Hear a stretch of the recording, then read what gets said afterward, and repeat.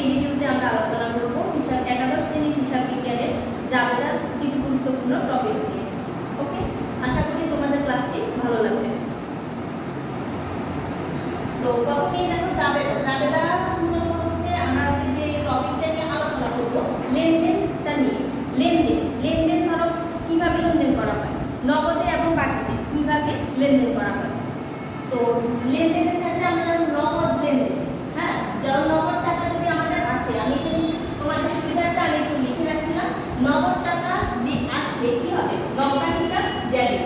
আমাদের দেখতে হবে যে আমাদের নগদ টাকা আসছে নাকি আমাদের প্রতিষ্ঠান থেকে নগদ টাকা চলে গেছে। আমরা যখনই একটা জিনিস মনে রাখবা, আমরা যখনই হিসাব বিজ্ঞান অঙ্ক করতে যাব, আমরা কিন্তু কোনো ব্যক্তির হিসাব করব না, আমরা একটা প্রতিষ্ঠানের হিসাব করব।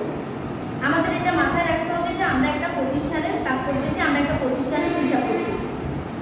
তো আমরা যখন নগদ টাকা আসবে তখন আমাদের কি হবে, নগদান হিসাব ডেবিট। আর নগদ টাকা যখন আমাদের কাছ থেকে চলে যায় তখন হবে নগদান হিসাব ক্রেডিট। ক্লিয়ার এটুকু? নগদ টাকা আসলে নগদান হিসাবে ডেবিট, আর নগদ টাকা চলে গেলে নগদান হিসাব ক্রেডিট। তোমাদের সুবিধার্থে আমি কিছু উদাহরণ দিয়ে রাখলাম।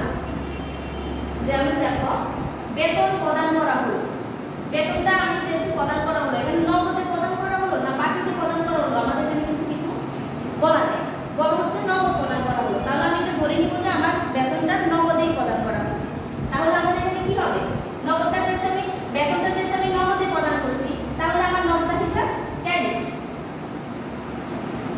আমার নগদ টাকা তো চলে গেছে।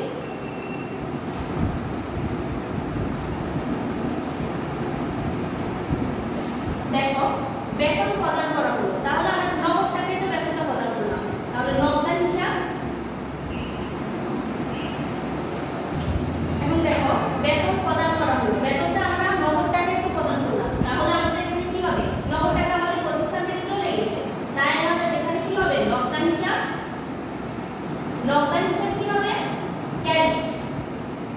আর বেতনটা প্রদান করছি, তাহলে আমাদের বেতন হিসাব ডেবিট।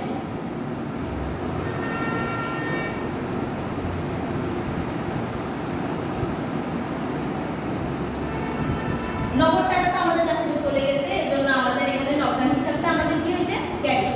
সেই আরেকটা দেখো, ভাড়া প্রদান করা হলো, এটা সেই ভাড়া প্রদান করা হলো, তাহলে আমাদের এখানে কি হবে, এখানে ভাড়া তো দিছি, আমরা নগদ টাকায় ভাড়াটা দিছি, এখানে নগদে কি বাকিতে দিছি সেটা যেহেতু উল্লেখ নাই, আমি আগেও বলছি আবারও বলতেছি, নগদে কি বাকিতে দিছি ওটা যেহেতু আমাদের উল্লেখ নাই, তাহলে আমাদেরকে ধরে নিতে হবে যে আমরা নগদেই প্রদান করতেছি। তাহলে আমাদের কি হবে, এখানে আবার নগদান হিসাব ক্রেডিট।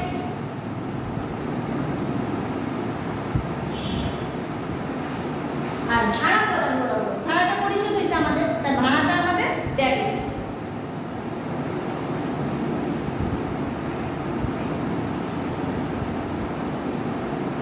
সেম আরেকটা দেখো, সুদ প্রদান করা হলো, সুদটা কি আমাদের কারো কাছ থেকে ধরো আমি একটা টাকা নিলাম বা ঋণ হিসাবে নিলাম, এখন তাকে আমি তার ওই অর্থ পরিমাণ কোন সুদ প্রদান করলাম, তো ওটা তো আমাদের অর্থই প্রদান করলাম, নগদ টাকাই তো আমাদের কাছ থেকে গেল, তাহলে কি হবে আমার এখানে নগদান হিসাব ক্রেডিট।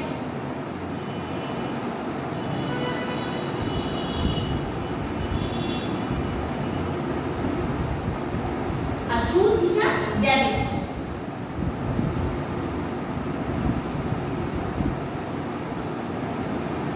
ওকে, ক্লিয়ার? আশা করি এবার নগদ লেনদেনটা কিভাবে, নগদ টাকা আসলে নগদান হিসাব ডেবিট, আর নগদ টাকা চলে গেলে নগদান হিসাব ক্রেডিট। তা আমি তিনটা উদাহরণের মাধ্যমে তোমাদেরকে বোঝানোর চেষ্টা করলাম, আশা করি তোমরা বুঝতে পারছো। এবার আমরা আসবো বাকিতে লেনদেন। বাকিতে লেনদেন করলে আমাদের কি কি হিসাব হতে পারে ওগুলো নিয়ে আমরা এখন আলোচনা করব। যেমন দেখো, বাকিতে লেনদেন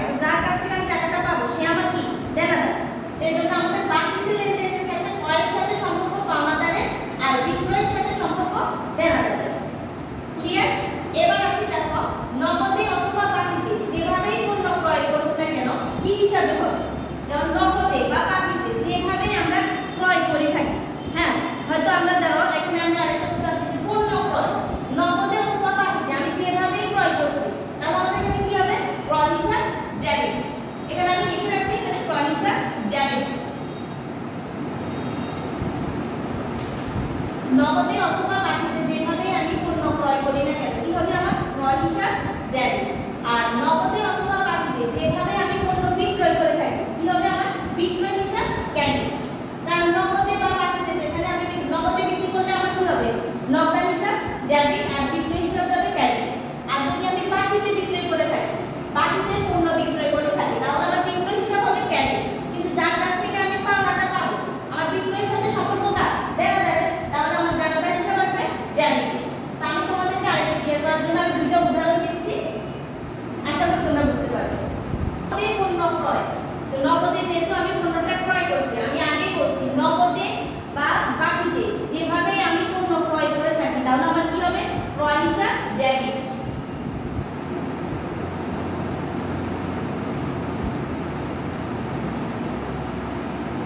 আর যেহেতু আমার নগদ টাকা পরিশোধ হয়েছে তাহলে আমার নগদান হিসাব ক্রেডিট।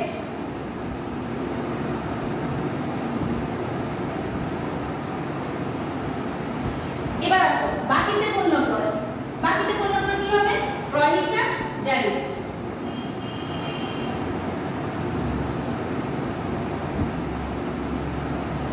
এবার এখানে আসো নগদে যেহেতু আমি পণ্য বিক্রয় করছি তখন আমার নগদ টাকা চলে গেছে আমার নগদান হিসাব ক্রেডিট হয়েছে।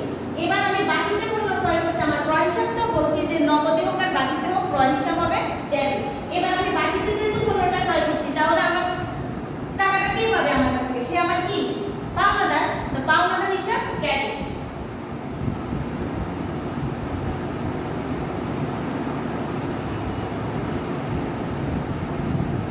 কারণ আমি তো টাকাটা পরিশোধ করি নাই যেহেতু বাকিতে করছি এজন্য সে আমার পাওনাদার, তাই পাওনাদার হিসাব সবসময় ক্রেডিটই হবে।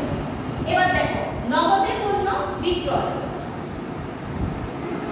নগদে পণ্য বিক্রয় করছি আমি নগদ টাকা দিয়ে পণ্য ক্রয় করছি বিক্রয় করছি নগদ টাকা দিয়ে আমি পণ্য বিক্রয় করছি তাহলে আমার কি হবে বিক্রয় হিসাব ক্রেডিট। আমার নগদ টাকা আসছে তাই আমার নগদান হিসাব ডেবিট।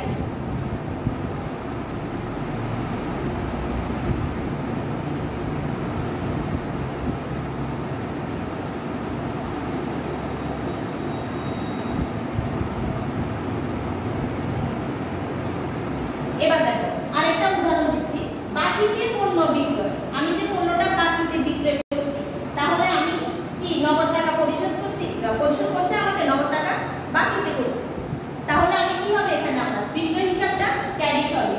আর আমি যার কাছ থেকে টাকাটা পাবো সে আমার কি দেনাদার, তাহলে দেনাদার হিসাব ডেবিট।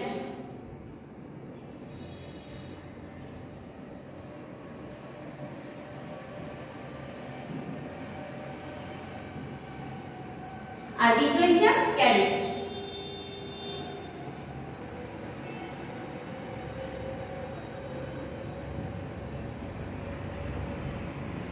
সে যদি আমাকে টাকাটা পরিশোধ করতো তাহলে সে আমার কাছে দেনাদার থাকতো না, তাহলে আমি সেটাকে নগদে লিখতাম যে নগদান হিসাব ডেবিট। এখন যেহেতু আমি পণ্যটা কি করলাম বাকিতে বিক্রয় করছি তাহলে তার কাছ থেকে আমি টাকাটা পাবো সে আমার দেনাদার। আর আমাদের সবসময় মনে রাখতে হবে যে আমাদের পাওনাদার হিসাবটা সবসময় হয় ক্রেডিটে আর দেনাদার হিসাবটা হয় ডেবিটে, ঠিক আছে। আশা করি অন্যান্য বিষয়ের উপর যদি আরো বিভিন্ন লেকচার পেতে চাও তাহলে আমাদের লক্ষ্মীপুর কমার্স কলেজের ইউটিউব চ্যানেলটি সাবস্ক্রাইব করে রাখবে এবং আমাদের লক্ষ্মীপুর কমার্স কলেজের ফেসবুক পেজটি ফলো দিয়ে রাখবে। ধন্যবাদ সবাই।